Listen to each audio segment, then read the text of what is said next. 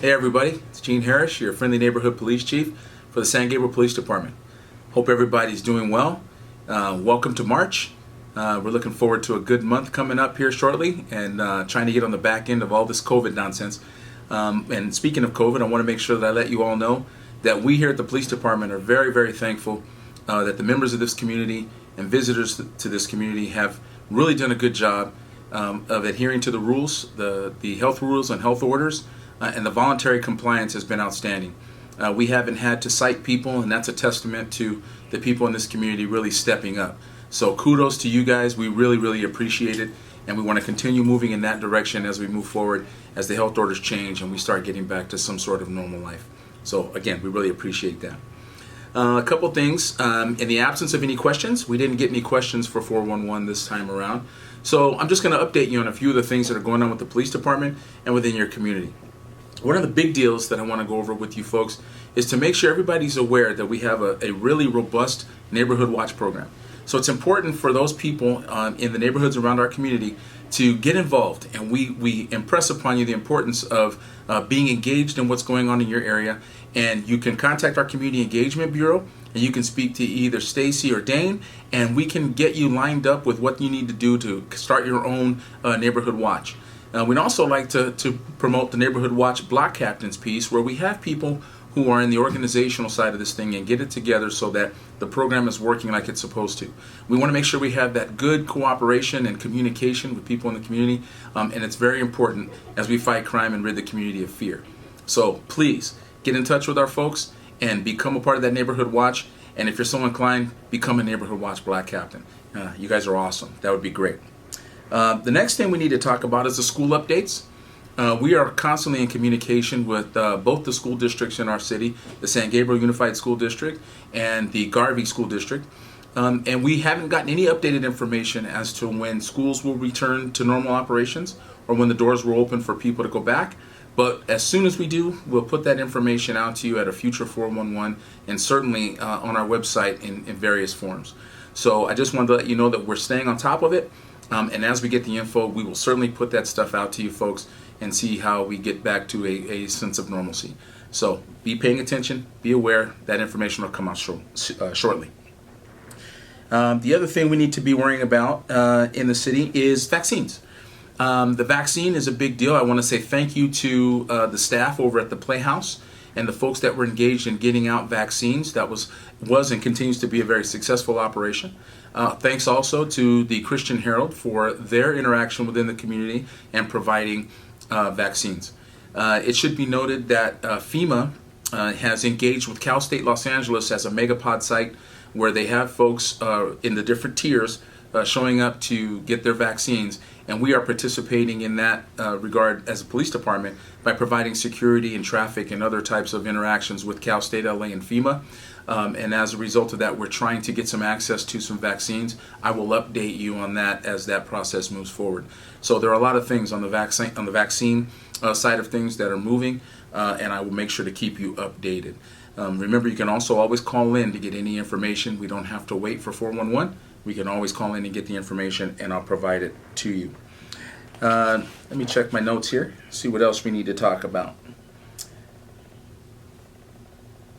There is a new app. I just learned about it myself, so it means I was behind the curve a little bit. I actually learned it from Greg DeVink, our Public Works Director. But be sure to look at downloading the new app, the San Gabriel app, which is really a quick access to all the information that you need in San Gabriel. Download that on your phone from either the Google Store or the Apple Store, and you can access the web page and many other pieces of info that come out of the city. I looked at it just before speaking to you today, and it looks like it's a very effective app for you to go out and take a look at. Feel free to play with it, and even call in with some suggestions if you think we can improve upon it.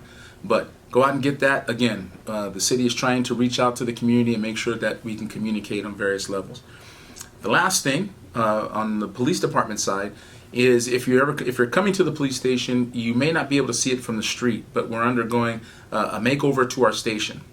So hopefully here in the next few months, you're going to see some major changes in your police department, kind of to bring it in line and get kind of move forward from the 1951 original station decor to a more contemporary, modern look that kind of goes with what it is we're trying to do in this community, and that is beautify our relationships, beautify our station, and certainly increase morale and make it more of a conducive environment for all the things we need to do related to police work. Remember that we have 411 with the Chief on the first the first Wednesday of every month. And so we really want to get your questions. If you have questions, put them in. They can be anonymous. You can phone them in. You can email them in. And when we get back to in-person meetings, we encourage people to come in and participate. Very, very important. We want to hear from you, and we want to take action on your behalf to really interact with you regarding crime prevention and quality of life issues in your community. So we look forward to resuming the meetings, but in the meantime, our virtual 411s will continue. Please get involved. We encourage you to be a part of that process. Additionally, the HEAR Commission is now up and running. So we encourage you to go to the website and learn all that you can about the HEAR Commission. And the commissioners have been chosen, and let's figure out what direction we need to go to ensure that we are encouraging access and fairness in the things that we do as a city. So you can call me directly or community engagement if you have any questions about that, or you can contact those representatives on the HEAR Commission to see how that's progressing. So with that, I want to say thank you again to everybody in the community. We will see you soon, and happy March.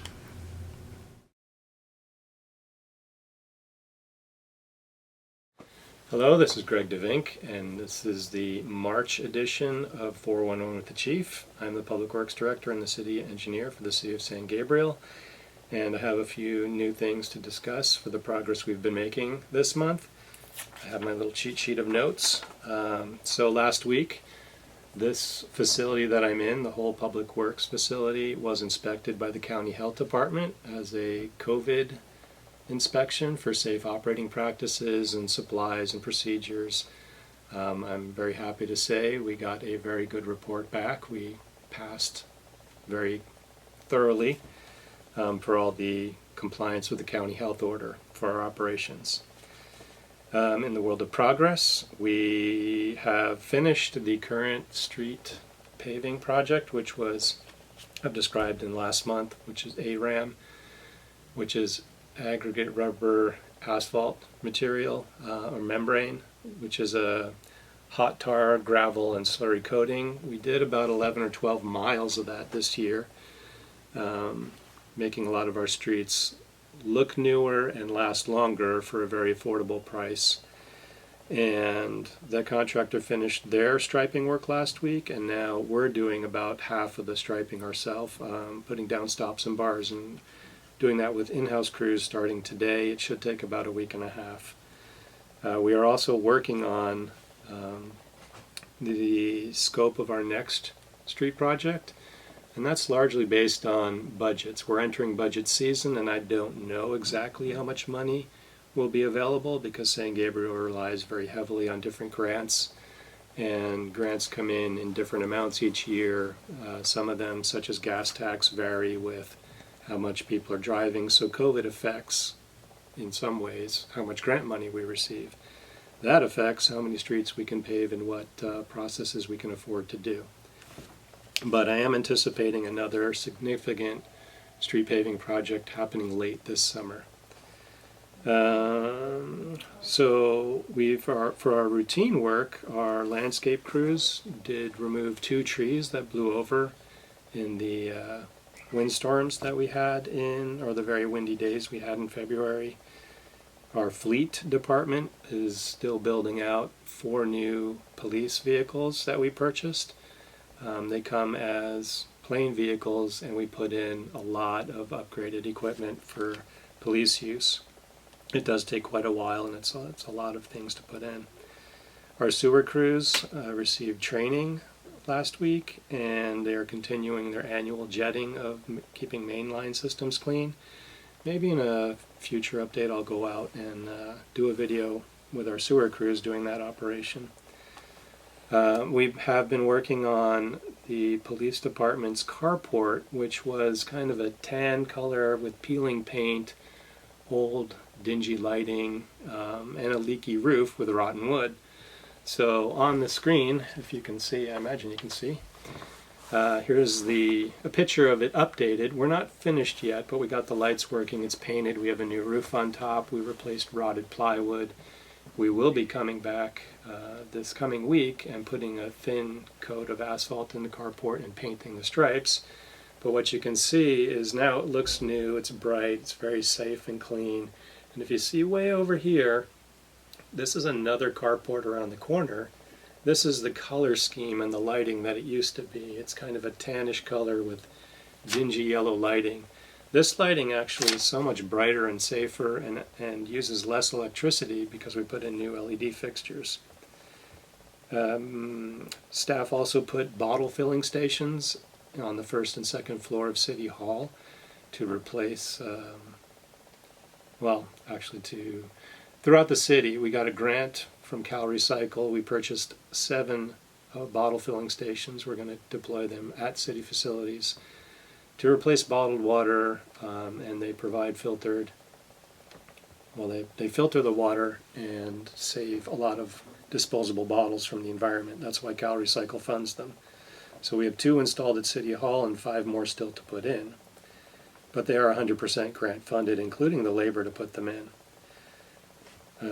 We have hired an engineering consultant to design our fiber optic traffic signal connectivity project. So that's funded by Metro, and it will improve synchronization and provide a lot of technology enhancements to improve traffic flow through our city. Our crews also will be working today, actually, to restore a traffic pole that was knocked over by a car crash, so a signal was taken down. It's the kind of thing we do, is fix car crashes, damage. And we have our new landscape maintenance contract on board, so you should expect to see throughout the city a fairly heavy grid pruning where we go through and we have 10 zone map of the city, and we go through one zone at a time and do a heavy pruning on many trees. We try to trim every tree in the city on a 4 or 5 year cycle. So that's occurring right now. It's a lot of work, and you may see that. One last thing I'm going to promote this session is that the city has launched a phone app which pretty much has all of the information and links on our website, but it's been sized and geared towards smartphones. So you can get it at the App Store or Google Play. The image looks like this, and if you just type City of San Gabriel in the search, you should find something like this. Is it focusing? And if you did follow that link, let me see. I'll start here. It's a couple layers in, but here is the GIS map I promote for San Gabriel quite often. And if you actually zoom in, you can zoom in anywhere you like on the city. It is our fully functioning GIS map. You can click on streets of interest and find out their information. So I just clicked on a street and it told me it's not a great picture here, but it says PCI 90. That's its pavement condition index on a score of 0 to 100. So you can play around with that map and get to everything that the city has on their website now on your phone, in case you were curious out in the field. You can also use this app to find the phone number for reporting graffiti and many other things. And right now I'm at the police department, and we are upgrading some of the lighting, the outdoor lighting, to LED fixtures. The old lighting were just regular incandescent light bulbs and rusting and not putting out very much light. We will eventually come around and paint. But our bigger project has been this carport. It's quite a large carport. I think it's 12 cars over there, a garage, and another 2 cars over here. And well, I guess I'll show you how it used to be.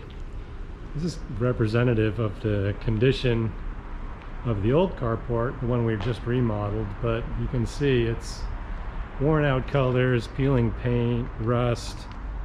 The asphalt is all cracked and worn out.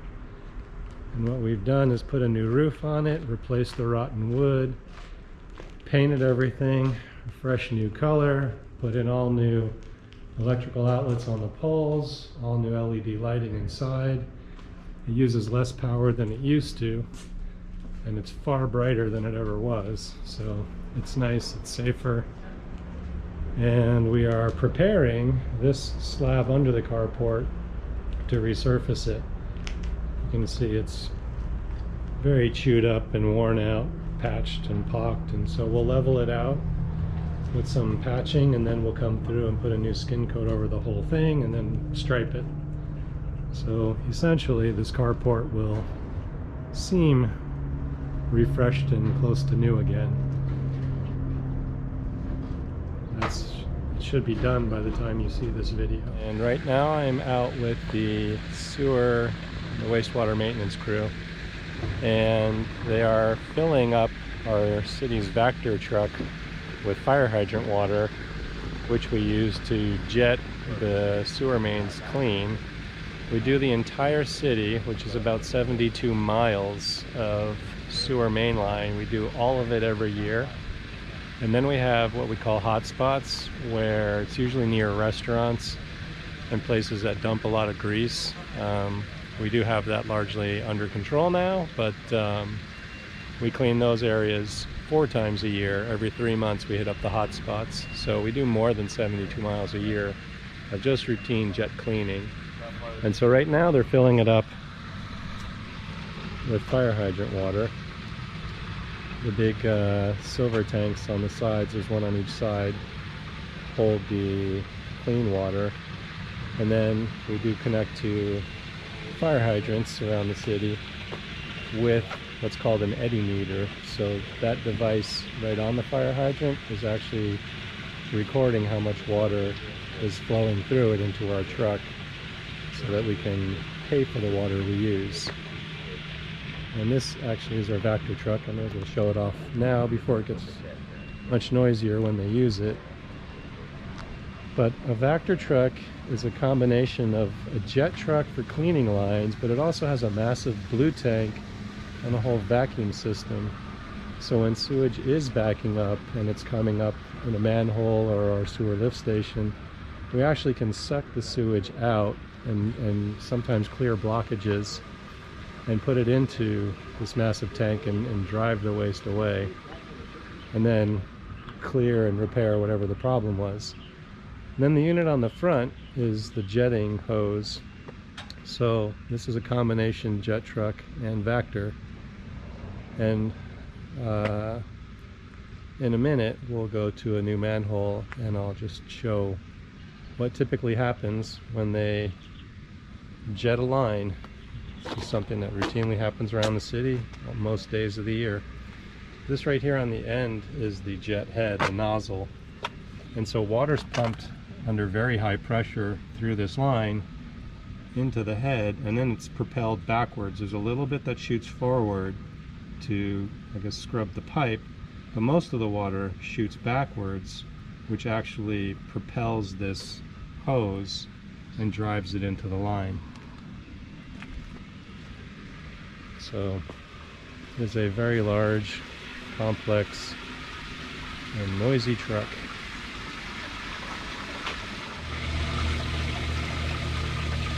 So here is actually the water filling. This is directly from the line to the fire hydrant. And it just fills in the top. These little red float balls tell us how much water is in there. And it is connected to the tank on the other side. So we are, I don't know, 80% full right now.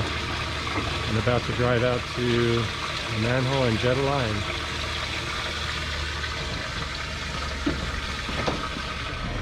So now the truck has been moved.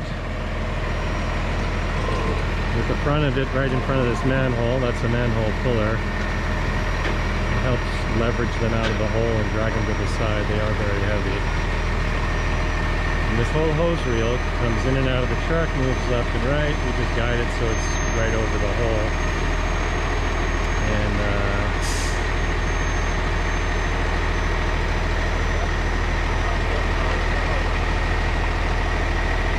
in a minute, when they run this jet, it's going to get really loud. So I really won't be able to talk anymore. Right now, we're about to lower it down the manhole and guide it into the main line. And I'll take a look in there.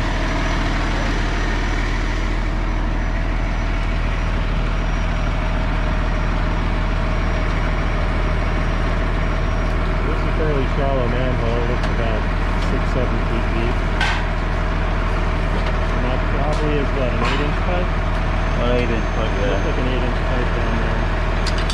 So as soon as the jet turns on in the water glass, it's going to get louder, but you'll see this thing start to drive itself in.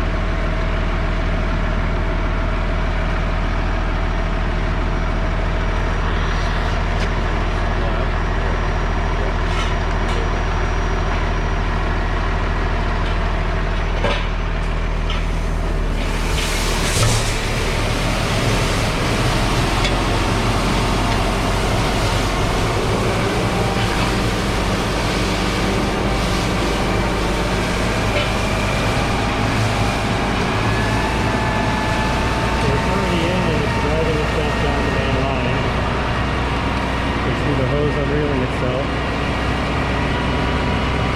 So this control here just winds and unwinds the hose.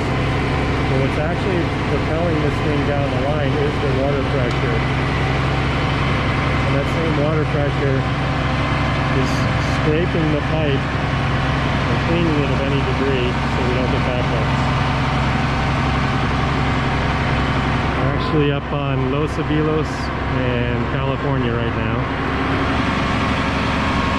So we do this out in busy traffic streets as well. I don't know if this is coming out, but you can see more water running through the channel down there. Almost all of that water is the clean water we're jetting in. Some of it is sewage and debris, but we also have a basket on the downstream side, just in case we get clots of things coming out. We can catch it rather than just send it down the line.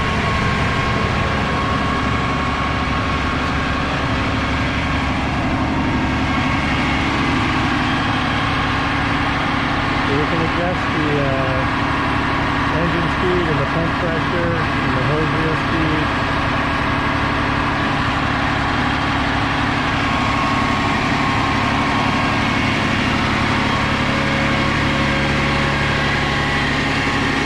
Is back here, it's a little louder.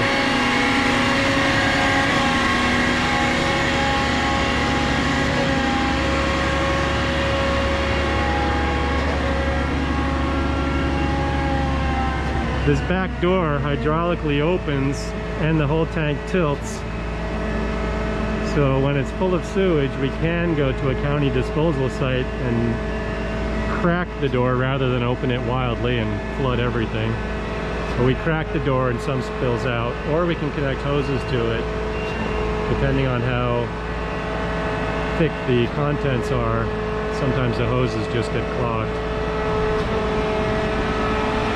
Another thing I didn't point out, behind these silver pipes is another gauge. You can just see an arrow pointing to the blue dot. There's a float sensor inside, and that arrow tells us how full the main tank is with sewage, if that's what they were using.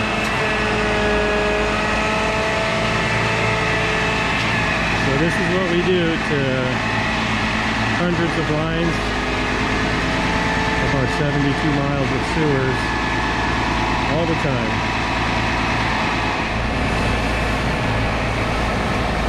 So the hose reel, we've already jetted the whole length of this reach, and it's being rewound. There's a guide that slides back and forth on a chain drive, you see over there, that makes the hose fit uniformly back onto the spool.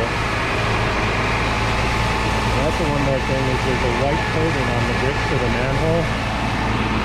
That white coating is actually a pesticide to kill the roaches in the system.